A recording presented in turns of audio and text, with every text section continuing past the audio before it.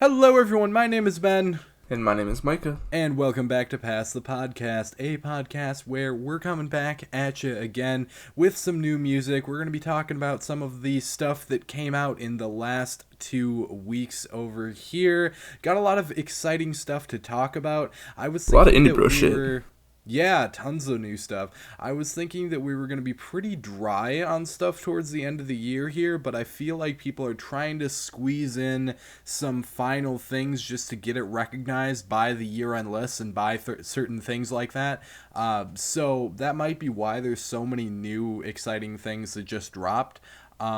It does look pretty dry for like the 2 weeks after this as far as what I saw scheduled, but we've definitely got a lot of stuff to talk about. This might be our biggest episode of new music yet, which is pretty huge considering the first time around we covered a whole month. With all that being said, let's talk about this new project from Lil Uzi Vert and Future, which the name is escaping me of right now. Pluto X Baby Pluto. Oh, yeah, of course. Okay, so it's named after both of their alter egos, which go well together, of course, because it's Pluto and whatnot. I actually had quite a bit of fun with this project. I thought that it was definitely one of the better trap albums I've heard in a little while. That along with the last 21 Savage and Metro Boomin collaboration, I thought that was a really good one as well, of course. But I thought the production on this was pretty damn solid. I think that the performances from Future and Uzi on here, they both seemed like they were having a lot of fun, which is really cool. I had fun with the album because it seems like they were having a lot of fun. There were some, unique passages, some like little, I don't know, gimmicky tracks, I want to say, but like gimmicky in a good way. And yeah, just seemed like a pretty enjoyable record. I do think it's way too long though. That's my big gripe with it, and my big gripe with most trap records. What'd you feel about this one? Well, first of all, you're fucking wrong about everything with this album. I did not like this at all. I felt like it was just boring and just the same fucking trap album. Just the same goddamn album. I don't know. I feel like I've heard this. Man. You can't tell me you were hearing Sleeping on the Floor. You were hearing what? Lullaby. Lullaby was one of the more emotive ones, and it came across better than any of the emotive ones on like the 21 Savage album. There was She Never Been to Pluto. So many bangers on here, dude. I didn't so like many this album bangers. Oh, dude, the production was good. The production was really good. Like the beats were solid. I just didn't like the flow. The flow was garbage, man. Flow was whack. The album's whack. Do you mean like the flow? Your whole of career the album? is whack. Just everything. Just the vibe. The vibe check didn't check, dude. The vibes Roll the one. checked out so heavily. The vibes exist on this record. I mean, sure, it's not something like super substantial. It's not something that you're gonna, write home about. It's a trap record, all right? But yeah, at the end of the day, I mean, I was pretty impressed, to be honest with you. With two voices like Lil Uzi Vert and Future, I figured they would just be kind of doing their thing, but like bouncing off of each other in a really stale way. That's not what happened. That's how I thought it went. I mean, I guess. I've heard pretty mixed things on this. I guess you've got both sides of the fence here. Personally, like I said, this isn't something super substantial. I thought it was way too long, but I also think that if you chopped like 10 tracks off of this and made the remainder like just a little bit better than it is, like if you took the effort from those 10 tracks that you chopped off and put them into the rest of the remaining songs, I think it would easily be the best work from both Uzi and Future. And that's kind of saying something at this point in their career. They've got quite a few records.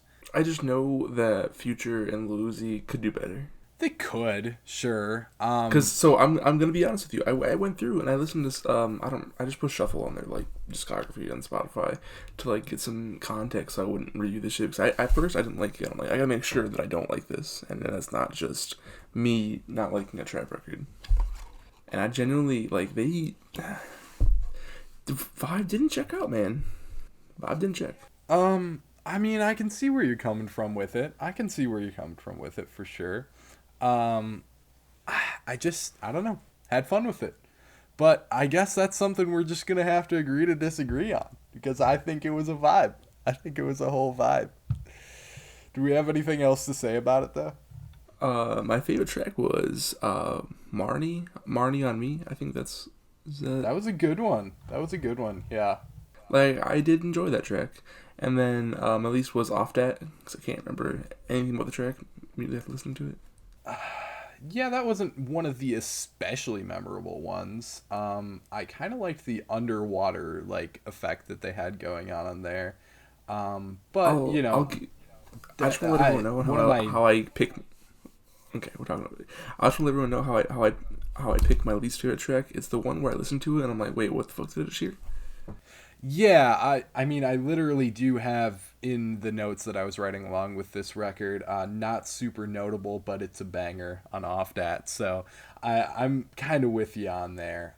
Favorite track for me, Lullaby, honestly, was super impressed with how well this Uzi solo cut came through. It was one of the more like emotional ones, one of the more like slow burn kind of tracks that had some more like serious leaning I guess lyrical content. And like I said, all of those kind of cuts that came through on here came across to me better than the 21 Savage album, where that was my big complaint with it. My least favorite track was That's It. I'm pretty sure my only problem with it was just that it was forgettable.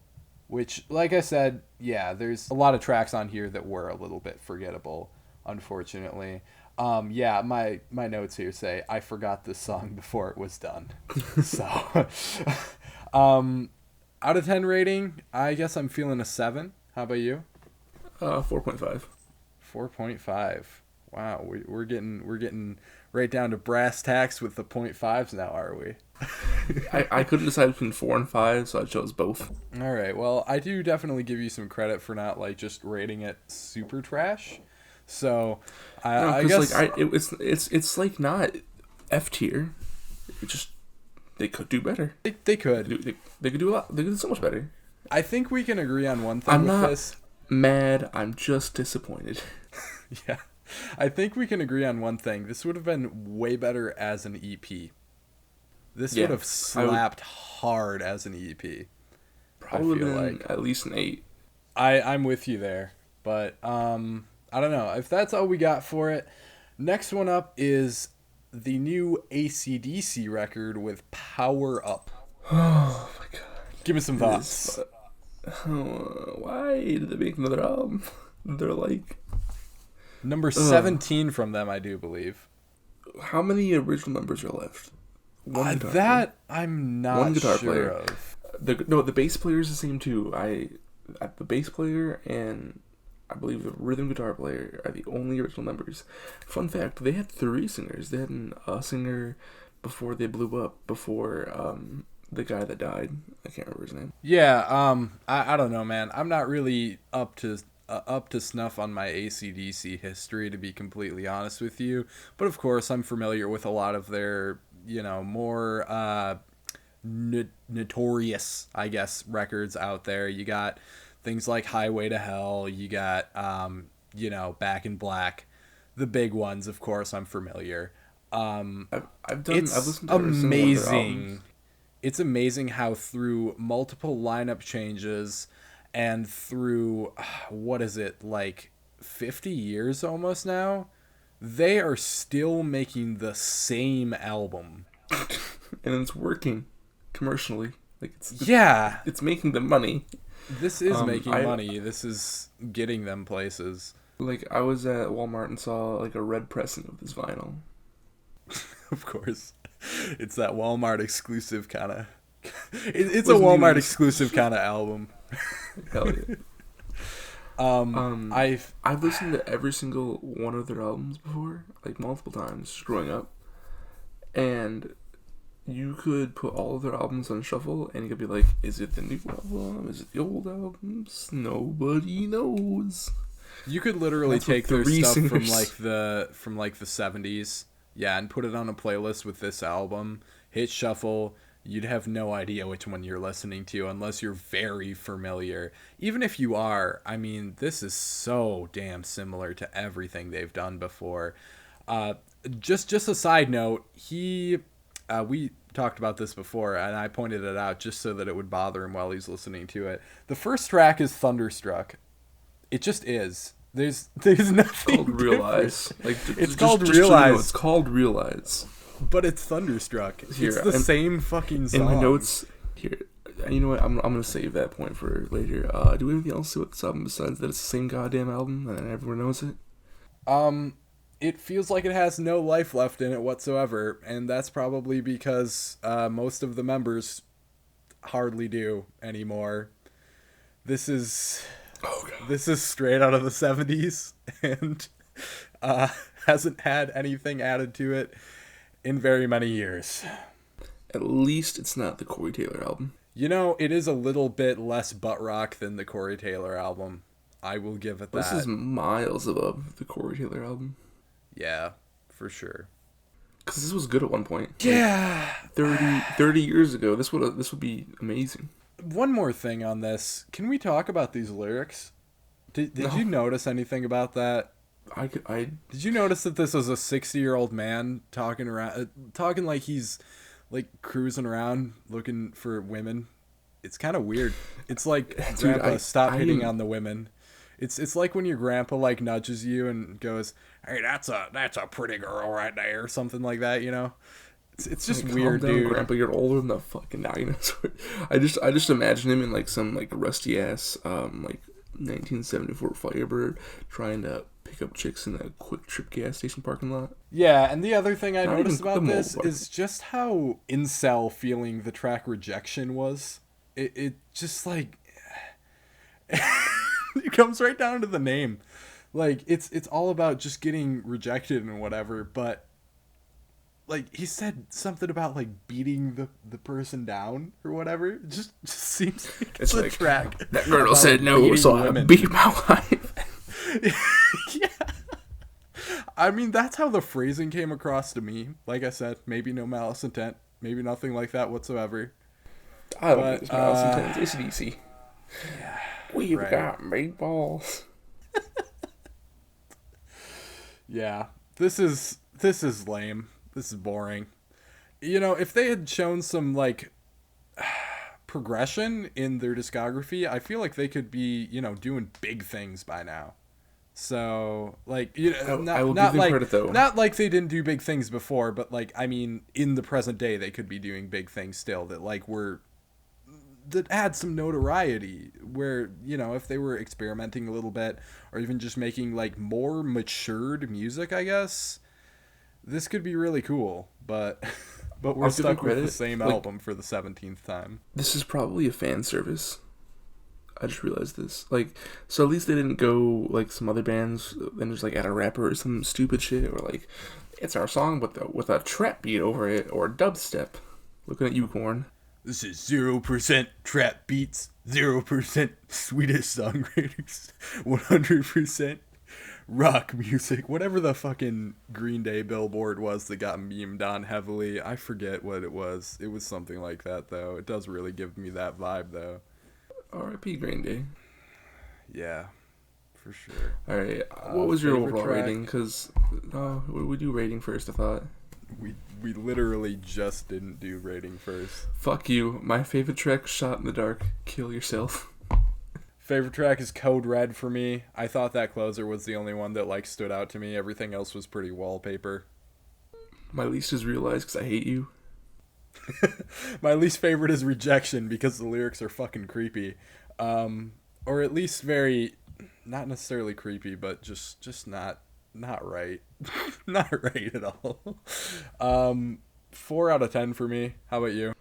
I gave the same score. Same score. All right. Well, I feel like we're very much so in agreement as opposed to the future and the other album that you're wrong about. Yeah, for sure.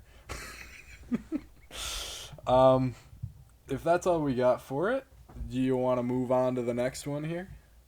What's the next one we got going on? I think we got Aesop Rock with Spirit World Field Guide up next year. Dude, I need to show this album to Nate. This is definitely like his vibe. Yeah, it really is, isn't it? I was gonna show him after the podcast because I was gonna do before, but I forgot. So now it's after. Dude, this is like a dope ass album. It's like I like cool story albums if they're done right, and A$AP Rock is the only person that's legally allowed to do these now. But like it just my only complaint is that someone coming into this album and who hasn't heard any other A$AP Rock projects, they're just gonna be assaulted with words. Yeah, you got assaulted with words, didn't you? Oh my god, this man's a fucking dictionary. Dude, the dictionary tries to keep up with A$AP Rock. The dictionary tries. Exactly. This man's making new words. Read books with less words than this fucking album, dude. It's so much to process. Dude, and it's like, it comes at you so fast. It's like, it's just, but it takes 2 or 3 listens, but it's like, it's kind of pretentious smart rap, but I really, really like it because I like to open my Eagle, so I'm gonna like this, obviously.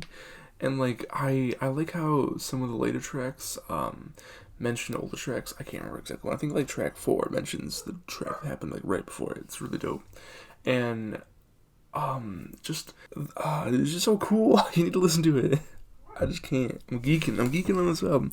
I know there was one track where he was like, "It's a trap," like 16 times, and I was like, that's the beat. I love that "Dog at the Door," where he was just the whole thing was, the concept was the dog's like barking at the door, and he's just paranoid that there's a trap outside. Stay fucking noided, dude. Stay noided. Yeah, dude.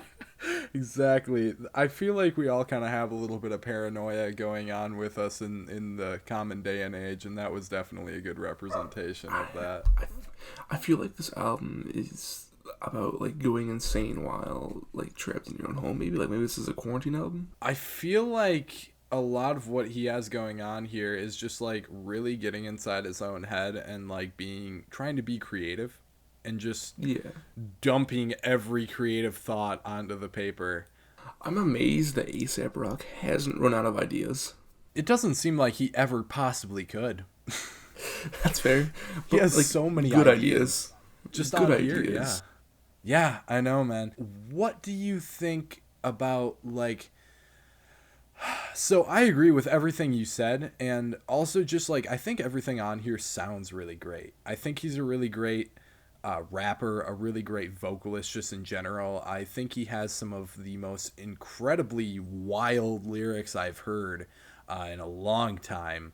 I think, you take any bit or piece of this album and it's like, wow, that's a really solid song. But I think this record is way too long, and I think that it should not be listened to in a single piece. Now, I can't necessarily fault it for that, because the intro, he said like certain chapters might, be better for you or something like that. So it almost seems like you're not supposed to listen to it in a solid piece. What do you feel on that? It's so the style of the album is that it's like a field guide, like you skip to the chapter that you need. So you're right that you shouldn't listen to it in one sitting, but you should listen to it in one sitting so you get the whole like book vibe. But if you're not trying to gain anything from the album, you just want like dope tracks, you're supposed to skip tracks. I feel like with music, a lot of times I am big ADHD vibes, okay? I don't like long songs a lot of the time unless they're doing something really special. I want something exciting happening, and especially with how wacky and wild and like almost video game inspired the production was on here, and how fast he's rapping usually, and the of course extremely outlandish wild lyrics. You would think this would be right up my alley, of course, but this is even a little bit far for me in that realm. This is like overstimulating, I want to say. That's what I love about it. I feel like this listens like a movie, like it's like a book. You're not supposed to.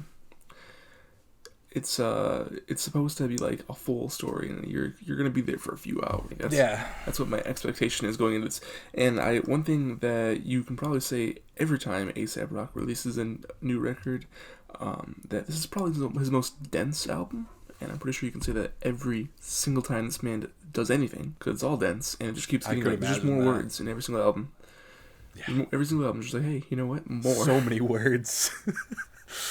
So many words, and some that I haven't even This heard. man is a walking dictionary. Yeah. I feel like he's one of the rappers that are like, all right, well, I ran out of words to use, so now I need to read the dictionary. Probably sat Definitely. down and did This is, that. this is this is definitely in like Open Mike Eagle, Bus Driver, like that realm of rappers, like the woke rappers. I feel like You know, it definitely was definitely put this. poking at the pretentious level of things like, or well, not the pretentiousness level, but like the corniness almost kind of thing that certain rappers go on, like have going on in like the mainstream. Where like I'm thinking Joyner Lucas and Logic, some of the worst material from them definitely has that aura. And I feel like this was just ever so slightly beginning to poke at that corniness, but it never like was off-putting to me. It never gave me like a bad feeling about it. It's just that maybe that's not that might be a slight hindrance. Is how yeah how like in quotations woke this feels. Yeah, yeah. Yes. All right. Do we have anything else to say about this album? Not that I'm aware of. Favorite What's track? your favorite song? Mine was geez. It's Kodo Kushi, I think, is how you pronounce it. Mine is Dog at the Door. That was a close second for me. It's just that I feel like that one doesn't have the replayability factor because it kind of has a gimmick to it, but I listened to definitely it like four a times. really great one. Least favorite? What was your least favorite? Least favorite was Coveralls, just because I feel like it didn't do a whole lot that the rest of the album before it hadn't done already. I didn't like Button Masher. Didn't like the way it made me feel. Oh, well, that's a fucking shame. That one's, but it's got like the Bit Crush like video game vibes. That one was cool. Yeah, I don't know. It felt weird. Nah, all right, that's fair. 8 out of 10 for me. Oh, fuck you. Give it an 8 out of 10. We had to disagree on something today, and that I think was It was a 9. future. So it was a 9 before we talked about it. But then now we talked about it, it's an 8. All right, all right. Well, I feel like we have quite an understanding on that one then. Yeah, I gave it a 9 because I like the Dick Ride ASAP Rock. As you I do. might have done the same thing if I was familiar with his work, and I am familiar with exactly nothing that he did before this. You definitely Dick Road Future. Lil Uzi Vert. I didn't even like their last projects. Well, I liked Futures a little bit, but I'm just I giving was shit. not even an Eternal Atake fan. But Alright, what's either next? way, My shit's out of order, so you gotta make the order here. oh, all right. Liturgy is the one that I have as next, with Origin of Anomalies. Anomalies? You Anomalies. son of a bitch. You made me listen to Transcendental Black Metal.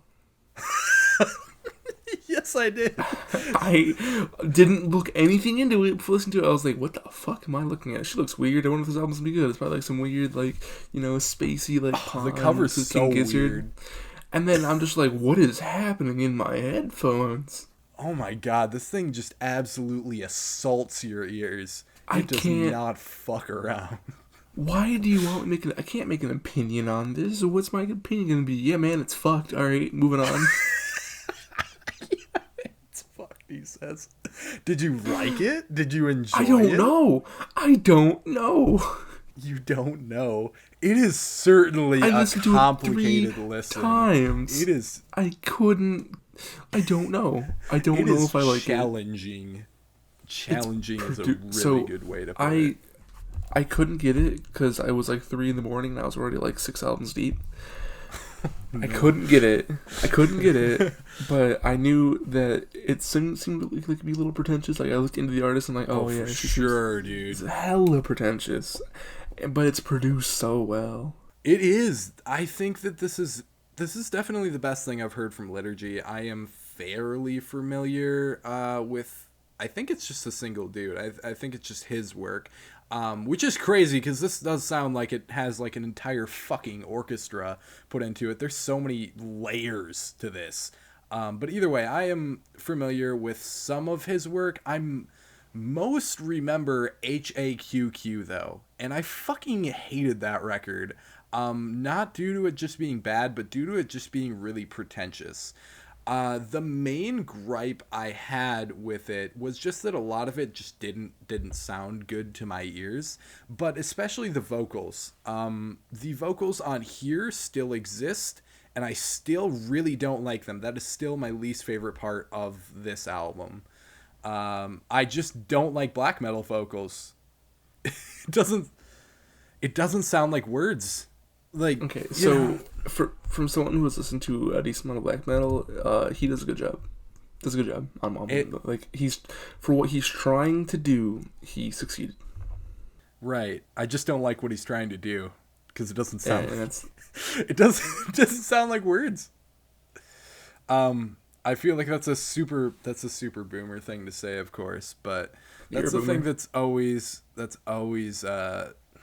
been like just a nagging nuisance for black metal with me, is that, you know, of course I can listen to some pretty extreme metal and shit like that, where it's like, if I look at the lyrics, I'm like, oh yeah, I can totally decipher that from what I'm hearing in my ears. But it's the same thing as like grindcore to me, where grindcore also just, it seems like comically unintelligible. But on here, the way that it was paired with some like very bright elements just came across in such a weirdly unique way. Weird and unique is such a great way to describe this, though. Like, wow. It would go from sounding really dark and brooding to this like heavenly bliss thing going on, just back down to like this confusing, disorienting just darkness. So I mean, it's all over the place, but it's a hell of an experience. See, I went in expecting One O Tricks Point Never again, and I came out and I went in and it was Mayhem and One O Tricks Point Never. Yes, that's a really good way to put it, actually. Yeah. This is something to burn a church down to while you're tripping, for sure. Oh, yeah, easily. Yes. What was your overall rating? My overall rating? Well, are we switching it around again? Because we usually do the favorites. You can't pick a favorite track. You can't. I'm not allowing it. Oh. There's no tracks you can pick. I have a favorite. I couldn't. You can't make me. I won't do it again. Well, I will. And my favorite was The Fall of Simon. Simon? Maybe it's Simon. It's dawning on me now that it might be Simon. And my Solomon. least favorite was Oyoyan's Birth. I couldn't pin down a single track. I don't know what these characters are. I'm unaware of Wingdings. the lore that he puts into this. It's all really pretentious, so it's kind of like, all right, well, whatever. That's why you can't pick a favorite or least favorite. Yeah. I give it a 7. I give it an 8. I think it's legitimately deserving of that. This is easily the best shit I've heard from Liturgy. So, if that's all we got for it, next up on the agenda, as far as I have it, is Benee with Hey You X, or however you want to say it, just Hey You. I don't know. It's doing the whole like e-girl. It's Hey You. The e-woo. E-woo. Some thoughts on this? What do you think? Dope album. Definitely, I really enjoy this album. Had some dope features. Had Gus Dapperton on Super Lonely. He like Easily the way one of the best tracks. Shut up. Trying to talk. The way that the vibes vibed, it just vibed. Like Gus and Benee. I think it's Benee. Okay, well, Benee and Gus definitely did an amazing track here. The way the two styles came together to make one dope track. I was really worried going into this when I saw the featuring that they were gonna clash, because Dup is nah, I am kind of an incel, and then the Benee track before that was just I'm an e-girl. Yeah, dude, for sure. And then the fucking it was funky as hell, dude. And it was a dope song about feeling like a failure and being alone because you're sad and edgy. And I was like, that's a Gus track, kind of. Not really, but it's there. I actually wasn't aware of his work before this, but I think he vibed on this one. He vibed. And then another track, it was Grimes was on Sheesh. I feel like that was a conflict of interest. The woman sleeping with Elon Musk was on the track, and I had no idea that Elon Musk's wife was a pop artist. Pop artist is a really it's kind of a stretch for Grimes. She's all into the like weird experimental. Her music sounds like their kid's name. And then here I can't read my fucking notes. There was Lily Allen and fuck you, Flomilly on the track. I can't pronounce words. On the track Plane, that was a fucking banger. Loved that track, dude. Like, oh no. It was just a dope toxic breakup track, and I liked it so much. The features on this track, I will hate you personally, and the features on this album were just dope. It's such a good job, like keeping the flow and keeping on track and like keeping the feel of each track and album the same and not like fucking it up. But the one track that I have qualms with is Winter with Mallrat. They did the best. They could do better. They should have done more. There should be more stuff to the track. There wasn't enough content. Not enough content, Benjamin. No depth. That one was pretty dull. And I feel the same way about Plane. I unironically was writing, as I was writing this, it was like a thing where I looked back over it later and I realized, oh, haha, no pun intended, but what I wrote was, wow, this sounds really plain. Oh no, I like Plane. I'm talking about Winter. Yeah, I know. I was talking about Winter as well. I think that there was a few tracks on here though that sounded just okay. They were just there, and that was definitely one of them to me. I think Flo Milli's feature was good though. I'll give you that. That instantly brought more life into the track, and the toxic vibes on the lyrics just seemed off-putting as hell to me. But I'm not sure how you feel about that. I liked it. It was dope. You liked it? I liked it. So this was just extremely hit or miss for me. I like more of it than I dislike, for sure. But, I don't know. There was just enough tracks that I would never come back to. I only had a problem with one track. Yeah, and that was Winter or whatever, right? Yeah. Yeah, Winter. To talk about some of the ones that I do really like, I think that Night Garden with Kenny Beats was really cool. Funky beat on there, good production for sure. Very snappy kind of sound to it. And I think that it had an interesting narrative. Going back to that Aesop Rock record, what we were talking about with that, where that one song just had this concept of feeling really paranoid and feeling like somebody's watching you. Totally what this song is about. I dig that. I dig that for sure. And I love the lyrics on the opener, Happened to Me. That was giving me some really introspective, almost gave me the same feelings as the Phoebe Bridgers album that came out this year, where it was just really moody, introspective, didn't have a lot going on with it, but was mostly focused on the vocals and the presentation of the lyrics and whatnot. And I already said, Super Lonely. Like that one a lot for all the same reasons as you. Good stuff. And Cool was pretty fun and catchy too. Like that one a lot. I think that's about all I'm feeling on it. Yeah. My favorite track, as you probably already guessed, was fuck my notes go. My favorite track was Plane, and my least favorite track was Winter. Yeah, my favorite track was Happened to Me. Liked it a lot. Yeah, close runner up with the what was it, Garden? Night Garden with Kenny Beats. I really like that one as well. I I had a hard time choosing a favorite track, so I was just like, I'll just go with the one that has dope features, because it's really hard to do features, in my opinion. Yeah, I suppose. Least favorite track for me was Plain.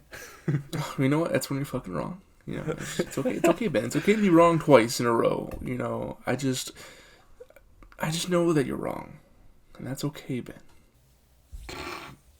Least favorite track? Oh, I said Mountains Winter already. Oh, yeah, that's right. All right. 6 out of 10 for me, because I liked more of it than I didn't like. I gave it an 8, because, despite Ben. Was it an 8 before?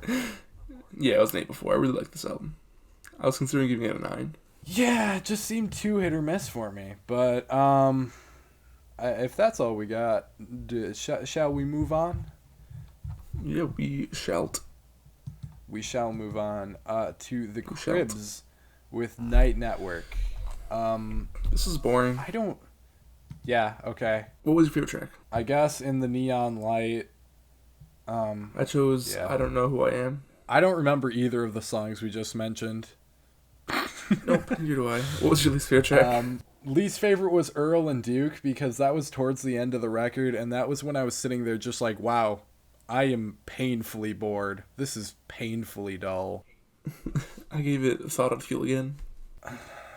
Yeah, okay. Never thought I'd feel again. I read that wrong and I didn't even catch it. What was your overall rating? 4 out of 10. I gave it 6. 6. Yeah. Yeah. Alright.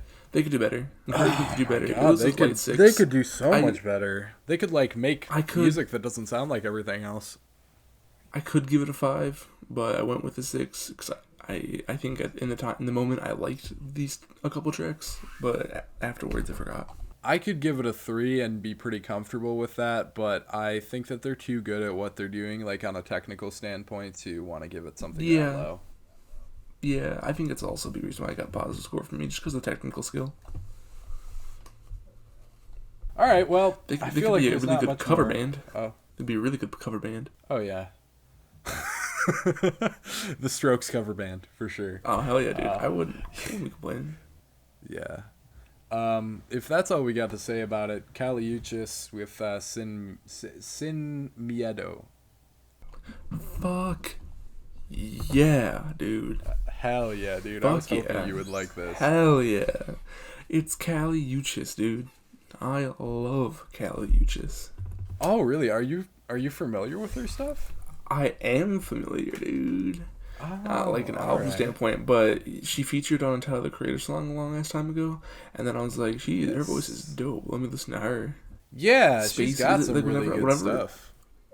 When I want some like spacey R&B, I throw this shit on. That's definitely kind of what you got going on here. This is some pretty spacey R&B. This album's a jam. It's a jam. Yeah.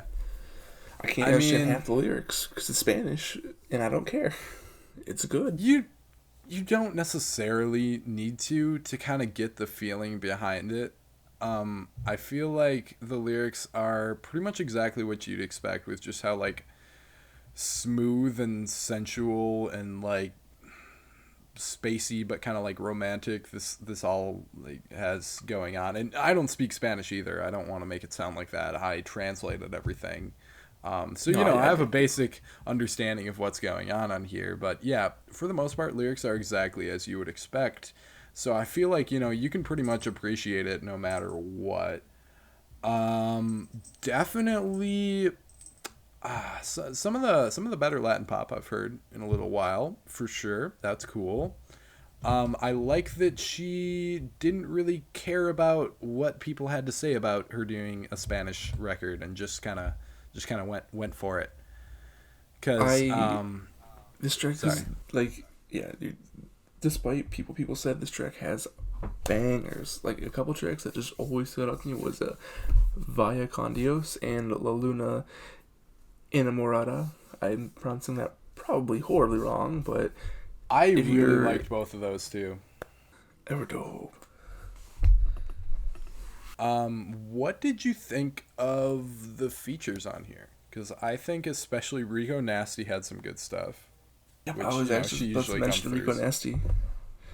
Yeah, I didn't recognize most of the features besides Rico Nasty, so it was really the only one I had notes about. That was a really good track. I wanna save my thoughts on that track for later, but I really enjoyed it. I'll give you that for right now. It gives me vibes of the Dorian Electra album that came out recently, actually. Lyrically, too, honestly. I don't know if you were familiar with most of what was going on there, but it definitely had some of the same vibes as, like, Iron Fist, I think, was the track. That's the vibe I got from that, too, actually. Like, I didn't translate it, but that was just the vibe. Yes. No cap. For sure. I think the Party Next Door feature was the only part that I did not dig feature wise. I think that he just didn't really fit on there very well. You there? Yeah, I really don't remember that track. I can't remember. Yeah. I couldn't see the feature. I couldn't quite tell. Yeah. I didn't translate it.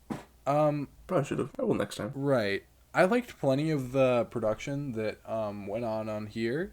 I think that was really cool. Production was amazing. Some very it's Kali Uchis. It's Kali Uchis. It's what you'd expect from Kali Uchis, and that's really good, solid music. Yeah, it's kind of just this it almost takes some Cloud Rap aesthetics, the way that it just sounds so ascendingly notable. I guess it's pretty simple, but it just has a certain atmosphere to it where it still feels like there's a lot going on. And I think one thing that was really cool was how punchy all of the drums are on this record. That was especially nice. Oh yeah, the music just it wants to be heard, if that makes sense. It does. Yes, that is a really good way to put it. I don't have anything else to say. Do you want to move on to your favorite track? Yeah, sure. I am going to butcher the titles because speak no Spanish again, but Aquillo Mando, I think, is a good poke at it. That was the track with Rico Nasty, and it's the one that we were talking about before. Solid banger. That one was my favorite track too. I feel like it's most people's. I mean, it was a single, very good choice as a single, incredibly strong chorus on that track. Oh, and that's something I didn't mention about this album. How strong all of the choruses were. The fact that all of this is stuck in my head and I have no idea what the lyrics are upon just hearing them on a basic level is very impressive. Least favorite for you? Fuemejor. Fuemejor. I'm just gonna spell it. I'm not gonna try to pronounce it. I can't do it. I think it's Fuemejor, maybe? I don't know. I can barely pronounce it. Yeah, that was the one with the Party Next Door feature. Not a great one. But still, it was there. Mine was De Nadi, I think. And I think that I just, it was one of the weaker choruses. And I think the pitch shift section where it almost had this sudden vaporwave aesthetic was cool. But then it doesn't really do anything to close out the track differently. So I feel like more could have been done with that song. But maybe that was just me. What was your overall rating? 8. I gave this an 8. I give it a 7. 7? Hard 7. Definitely fair. I was, mine's a weak 8 for sure. I think we can kind of just settle on a 7.5 if we're gonna be in that range, Yeah, I was considering an 8, but I landed on a 7. Yeah, that is fair. That is absolutely fair. Moving forward again, Megan Thee Stallion with Good News, her debut. I think. No, never mind. Maybe not her debut album. I know that Fever was a mixtape. I'm not sure. Whatever this was, it wasn't good. Didn't like it? Did not dig it? Really? No. All right. Hot dumpster fire. The only way this album was saved by there was big features with Beyonce and Big Sean and 2 Chainz. Those are the only tracks that saved this album, in my opinion. Holy shit! All right. I really didn't. I tried to like this album too because I'm like, oh, it's a big new release. I'm gonna give it a fair shot, and I hated it. Hated it. Wow. Hated it. This was. That's an interesting take for sure. Wow. I see this receiving generally positive feedback. I think, I'm mostly positive on it, but it's definitely, I think Fever was a lot better. I went and listened to Fever again after this. I think that she had a lot more, like, substantial choruses on there, a lot, like, more in the way of hooks, a lot more in the way of production, too, really. I feel like the production on here was a little bit too bare bones, and I feel like the choruses were, like, too simplistic, I guess, I mean, she's got the same attitude, though. Like, the confidence is there. The rapping ability is there. The production killed this album for me. Yeah, the production was pretty weak. Just killed it. I have to say. Just shot it and just domed it and fucking buried it and made that necro album. It's really funny that you bring up Shot It with I don't know if you're familiar with what happened with what the fuck is his name? I'm totally blanking on the dude that shot her in the foot or something. There was like a big there was a big beef with what the fuck is his name? She got shot? Yeah. Just recently. She's a hardcore. That's what the first track is about. That is a diss track on the dude who shot her. Jesus Christ! More respect. That's why it's called shot. That's why it's called Shots Fired. Okay, That's actually gonna bump up my rating real quick. Hold on. That's dope. Yeah, that was easily one of my favorites as well. Hold on. Tory Lanez. Shit, he's just one of the most forgettable kind of rappers out there right now. So that's why I couldn't. Hence me not remembering his name at all. But yeah, so coming through with that. That was cool. See, I expect more from Megan Thee Stallion. I expect a lot more. Expect a lot more. Have you heard Fever and all that? No. A little bit. I expect more of her other shit. I've only heard a few tracks, but I feel like she can do better, especially in the production. Well, yeah, I feel like most of what didn't end up coming through on here was either weak song structure, weak choruses in that kind of way, or it was just weak production, which isn't really even her doing for the most part. It's more usually, of course, a rapper is going to pick their production, but I don't think she produced any of this album. So the fact that most of it is pretty fucking basic trap stuff that was almost way too minimalist. Yeah, I don't really think Honestly, that was much of her doing. I feel like you should have a lot of control over your beats, because that's what makes the song. It's not just the rapping. It's the beat too, man. It does matter. It does matter. Give me just a sec. Do do do do do do do do do do do do. Do do do do do do do do do do do do do do. My cat very wanted out of my room. Sorry. Yo, I was doing the Jeopardy theme song and it fucking timed that shit perfectly. Yeah, if you leave it in, there was no cuts. that was straight me doing the Jeopardy song.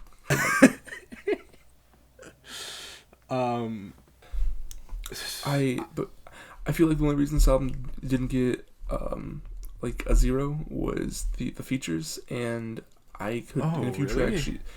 Yeah, I didn't like anything. I was just about to talk about how the features were the worst part. Well, you're a fucking idiot. I think that 2 Chainz and Big Sean on here on that track were pretty decent. I think 2 Chainz verse was totally unnecessary and then dragged out the song too long. But when is Big 2 Chainz necessary? You don't get 2 Chainz if you want necessary. That's fair. He is like Rick Ross in that way, where he just has to appear on every rap album. I love 2 Chainz. He's just a dude. He doesn't know what's going on at all. You're right. I think that Popcan on Intercourse made it the worst song. I don't like Mustard. Yeah, that was my okay. Well, so Mustard was just on production, but I don't like Mustard. I don't like anything he does. Mustard's so he's I don't like another his production face. he's another production producer, much like what I was saying about Wheezy, where he's just big for the sake of being big. And like I don't think he ever comes through with anything, cuz He just looked in his fridge and was like, I got mustard in here. My name. yeah, exactly. You know, like you see somebody like Metro Boomin, you know, and it's like, oh, you hear that beat tag and it's like, oh, all right, well, this is clearly gonna go hard. I mean, you know, whatever. But then like I see featuring Mustard, because every time he does a beat, he actually has to be listed as he's featuring on the song. It's like, oh, well, this is stale as fuck, and surprise, surprise. But all things considered, didn't like a lot of the features, didn't like a lot of the production, but I think for the most part, she kind of saves it with a lot of her just like the whole confident vibe, you know, obviously the very like overly sexualized lyrics that, you know, still come across in like in like a way where it's not like cringeworthy. You know, it's not like, oh, I cringed. that is It was not kinda stated cringy. well. It was a little cringy. It was like a little bit. It wasn't like Ariana Grande cringy, but it was like it's a little cringy. It wasn't 34 plus 35 cringy, because that was really bad. It wasn't 34 plus 35, but No, it was, it's it was very like it's very much so the 4.69. opposite of that, where there's no subtlety whatsoever, and I think that that's exactly what she's good at, is lacking subtlety, because there is yeah. All right. Do you have anything else to say about this album? Not specifically, no. What was your favorite track? My favorite track, you know, actually I need a minute to look at it because I didn't write it down. So give me just a second. What is your favorite? Right. Anyways, my favorite track is "Go Crazy" with the Big Sean and the 2 Chainz. You know, I will almost agree and say that that's my second favorite, but I'm gonna go with "Shots Fired" for my favorite one, the diss track on the. If I would have known the opening story, band. I probably would have chose that one. Yeah, To be honest. it's fucking slaps. Least favorite, My already least- said it was Intercourse. Mine too. with I hated that track. Fucking awful track. Fucking Just awful. the Fuck way you. the way that the lyrics are stated is the exact opposite of what I was just saying. How, you know, like she's not awkward with like the like overly sexualized kind of lyrics or whatever, but Popcan really is. It's like really awkward. And his voice is not really one of the better of the like the people who do his kind of style. I've just never been a fan of Popcan when he pops up on a no pun intended, pops up on a feature. All right, Overall what'd you rating give it? for you? Oh, all What'd you right. give it first? For me, it's a 6. It's a 4, 4.5. It's a 4 for you. All right. I go to 4.5. I'll take it. I I can see it gets a not half liking point. this. It gets a half point because of the first track. All right, that's fair. All right, moving on to the Todd Slant project, because we're doing King Gizzard last, and you can't stop me. So you put it in the doc. I haven't ever heard of this artist, but you put it in the doc as Todd Slant. You just said Todd Slant. It's Told Slant with an L. Hold on. Yeah, genuinely is.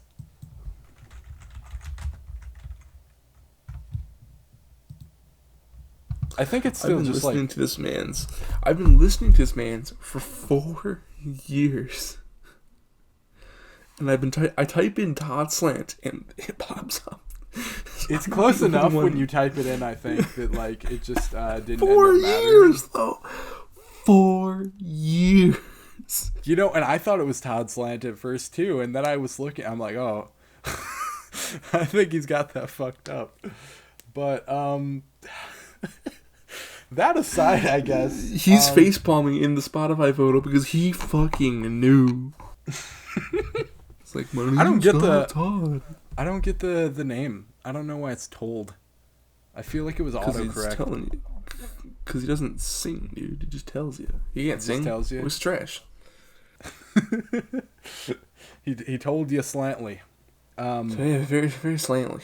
All right, what do you think about this? Because you got us to go first, or I'll murder you. You Yeah, yeah. I think it's probably best if I give my perspective without like any context. So I didn't really go back and hear any of his other stuff before this. I have never heard of this guy's music whatsoever. This is the first occasion I've ever listened to any of it. I vaguely recognize some of the album covers, but that's literally it. I really dig this kind of music. It's super simplistic. It's got this like sad boy depressive vibe that I am so into. Yeah. It's really Hell relaxing. Yeah. It's just has a lot of personality, charm, and character to it.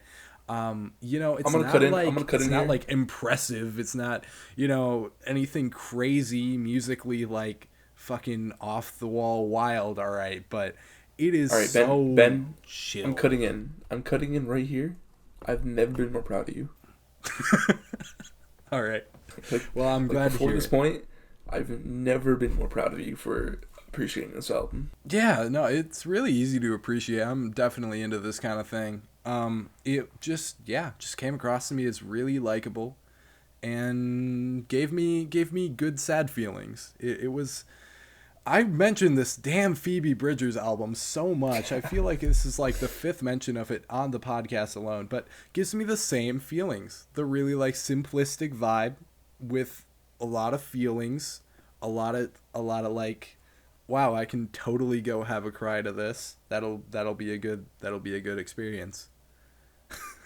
You know what I mean? With your context of the artist, why don't you give some thoughts? Todd Slant's all 3 of his albums. They're the same album, but improved upon. Like, here, let me just pull up his album list real quick so I can like say this better. So his first album, Stillwater, it even has a tree in it, and all his shit is just like sad boy shit. And his first album was really good, but it was really rough. And then his next album, Going By, it was just like, oh, alright, so we just cleaned up Stillwater. And then his third album, Point the Flashlight and Walk, which is the one we're talking about right now, he just like perfected the formula on acoustic, but not being acoustic sad boy shit. Yeah, I feel like it's not very like rough around the edges. It's mostly cleaned up. It's definitely like still got like a kind of DIY indie sort of thing going on with it. Definitely feels like something a singular person can produce pretty easily. Yeah, I feel like this is all about the personality, though. You know. I love the personality. Love the personality. Love the production. He doesn't have a good singing voice, but that's the charm of it. It's one of those guys. Oh, geez, dude. There are so many like that. Like, reasonably speaking, you don't have to be able to sing. Like, I really love a lot of Car Seat Headrest, alright? But Will Toledo cannot sing. No, I mean, seriously, some of my favorite albums ever. Twin Fantasy is up there in probably my at least top 20, if not top 10 albums of all time. And just looking at things like that, cannot really sing, but it would be worse if they could. Yeah. Emo for hipsters. Not a ton to say else besides go listen to this album. Like, right now. Just pause it, listen to the album, don't come back. It's worthwhile for sure. My only complaint is that certain songs did feel like they dragged on a little bit. They did feel like they were a little bit long. And I feel like if those songs were shorter and like we had a lot of short songs on here, it would have been a better overall like experience, because the album itself feels a little bit long because of the long songs. His last 2 albums, I believe, were a lot shorter. I would believe it, because the shorter songs on here are easily some of the best ones.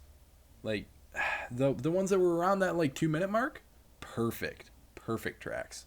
His last 2 albums were 30 minutes, and his current album that just came out was 40. Okay, yeah, that sounds about right. Yeah, that's my only gripe, is just that the like 5 to 6 minute tracks that were around that range, little too long, little bit dragging on for that. Yeah, definitely. One thing I do want to specifically like on the inverse of that praise about this album, though, is the lyricism. I think that it really was complemented by the way this album sounded. Like, the lyrics and the sound of the album go hand in hand perfectly with the way that this was talking a lot about, like, relationships that are, you know, broken apart, but you're still, like, nostalgic about. Even just, like, family kind of relationship kind of thing going on. Just the overall, like, loneliness and connection to other people. The album sounds like that, too. Even the cover of the album just, like, kind of ties into that. It's good stuff. Oh, yeah, definitely. Yeah. What was your favorite track? Favorite track? For me was Flashlight On. What was your least favorite track? My least favorite track was Moon and Sea. My favorite track was also Flashlight On. My least favorite was Whirlpool. Okay. Yeah. Solid picks. Solid picks. Oh, overall, like, out of 10 rating? I give it a 7. That's because I feel like he should do something different. I really like this album. Like, I love this album, but from an objective standpoint, it's 7. Yeah, I gave it an 8 because I don't have any context of his previous stuff, and in your position where I had, you know, if I had heard a very similar album twice before it, I think that I probably would have given it a 7 too, but just as the only one that I know from the artist, it's an 8 for me. But yeah. Alright, so our last album for this episode, King Gizzard, KG. Hell yeah it is. King Gizzard and the Lizard Wizard. New King Gizzard. Yeah, dude. These bastards were dropping all these albums, and I'm sitting here trying to get all of their records on vinyl, and I can't afford it. You can't afford it. Yeah, no, it's that would be a grueling task. You are kind of the expert with these guys, but I'm definitely more into them lately. Definitely have been more into them since Infest the Rat's Nest. I still have not heard everything that they've done, but comparing this to some of the other, like, microtonal stuff that they've done, definitely a cool one. It's definitely a King Gizzard album. This is just they just went back and did something that they've done before and just improved upon it. Like, this is comparable to I'm in Your Mind Fuzz, Quarters, Flying Microtonal Banana, Murder the Universe, Polygon, Wonderland, Gumboot Soup. Like the classic, just Gizzard. Classic Gizzard. Yeah, many of their albums. And yeah, it's taking the microtonal stuff, which, you know, of course, is one of their big gimmicks. And not, like, in a bad way, of course. It's, you know, it's a good, like, little niche they fit into and fill. I do think that out of the records where they're doing that kind of thing, this is definitely one of the better ones I've heard. This is the best one I've heard out of all those records. I've heard them all. Yeah. As far as it stacks up with some of the other stuff, I definitely don't think it was as good as their previous one, Infest the Rat's Nest. But this is not the best record, but it's the best record of the style that they have done. I'll go ahead and agree with that for sure. I think that they came through with, like, a very 2020 feeling album, kind of in the same way that Bring Me the Horizon's EP was, where, like, a lot of the lyrics are very, like, apocalyptic.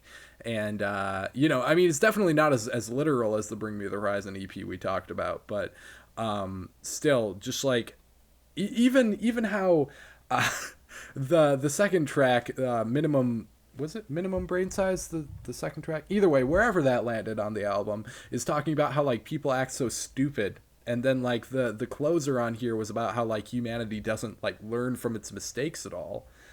Even that fits in with, at least I think, a lot of the feelings that a lot of people have with how a lot of situations have been handled in the current situations we live in.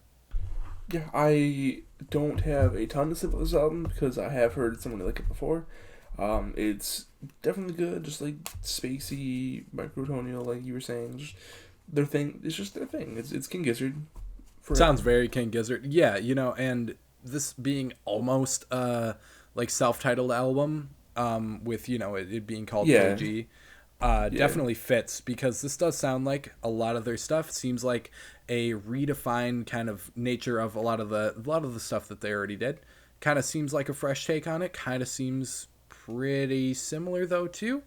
It's definitely something. It's refreshing because they do a lot of new stuff, and they went back and it's fan service. I appreciate that. Right. Fan service is a really good way to put this because they seem to be kind of sticking to their guns here. It just seems to be, you know, a lot of times they come through with a new record and it's just like, wow, this is not what I was expecting at all. But this is, yeah, you know what you're getting into if you've heard a lot of King Gizzard already. I also, though, I did hear that a lot of these were demos that have been like floating around for a little while. Oh, really? I can see that. That might, yeah, Honey, I know was kind of floating out. At least it had been leaked or something like that. And I'm pretty sure the other one I read that about was Some of Us, I want to say, for sure. Yeah. There might be more. Oh, Automation 2, I think, actually. And Automation was a single. Was what? I know they released Automation as a single a while ago. Oh, okay. Yeah, I think that a lot of it had been like either previously released to some degree and like remastered here or something like that, which might also be part of why it feels the way it does, where it's like, yeah, this just feels very King Gizzard. Because, you know, they might have like taken a lot of like B-sides or like remainder kind of tracks. And oh, yeah, no. I just looked at the album list. These are all B-sides. These are all just, like, shit that they had, like, demos of. You were completely right. Because Honey was a singly released. Automation was a singly released. Well, a lot of these were leading up to the album, too. A lot of them were, like, singles that came out before the album. I swear I recognize a few of these from, like, just, like, shit that they were like, oh, look at this snippet of a track. Yeah, and you know, it does feel kind of demo quality, which is something that I'm like mixed on with like a fair few King Gizzard releases that I've heard. I like Infest the Rat's Nest the best out of everything I've heard from them because it feels pretty like cleaned up and just like gives you that solid kind of grit. I think that if the vocals were louder, this would be worth like another like entire jump up in rating. Yeah, I just, that's the one thing that like consistently bugged me, is that the vocals were quiet, and I feel like I would be able to like jam to this way heavier if the vocals were louder. One of my favorite songs on here, I think, Intrasport, the funky, almost disco flavored track about going insane and murdering people. Because you know that exists. That's a very 2020 thing right there. You know, either way, I think that was an amazing track, super cool, super unique, but the vocals were too quiet, and that's the only thing that was wrong with it. I'll give you that one. And moving on, what was your favorite track?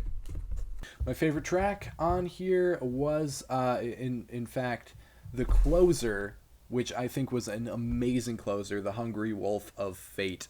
Definitely one of the craziest sounding ones on here. That just like had some extremely like noisy production to it. How about you? My favorite was Straws in the Wind. Straws in the Wind was a good one as well. Close second for me though was Intrasport. I do want to put that out there. Yep. Definitely one of my favorites. Mine too. What was your least favorite? My least favorite was Some of Us, just because it didn't seem like a particularly memorable track in how it sounded, and it also just it didn't stand out to me lyrically, because the lyrics on that track felt like they were just chaotic bullshit that was just going on for the sake of going on. I didn't like Ontology that much. Ontology, was also not an amazing one. Overall rating for you? Overall? 8 out of 10. 8 out of 10 as well. we agree yet again. I feel like we are bound to either disagree or agree on this episode. That's the only two options. I just meant like pretty dramatically disagree or completely agree. I feel like we've given a lot of the same ratings and a lot of like opposite ratings. It's because you're usually wrong and I'm usually right, so that's okay. Anyway, so that's all we have for you guys today. We will see you next time. Yes, we will. Happy Thanksgiving. It already happened, but, you know. I mean, I don't know. It's Happy Black Friday. Record Store Day drops are going to be when this is uploaded, I don't know if you will have time to catch anything as you hear this. So if you forgot and you're at the end of this podcast, fucking go. You're like right you're now. like 2 hours late. So go to now. Go to your local record store. We should drop this 2 hours early if we can. We should drop this like early in the morning if we can. Nope. Maybe same we'll time, save one person. Same bat time, same bat place. Same bat time, same bat channel, you fucking swine. Same shit. All right, bye-bye. All right. We love you. Bye. No, I hate you.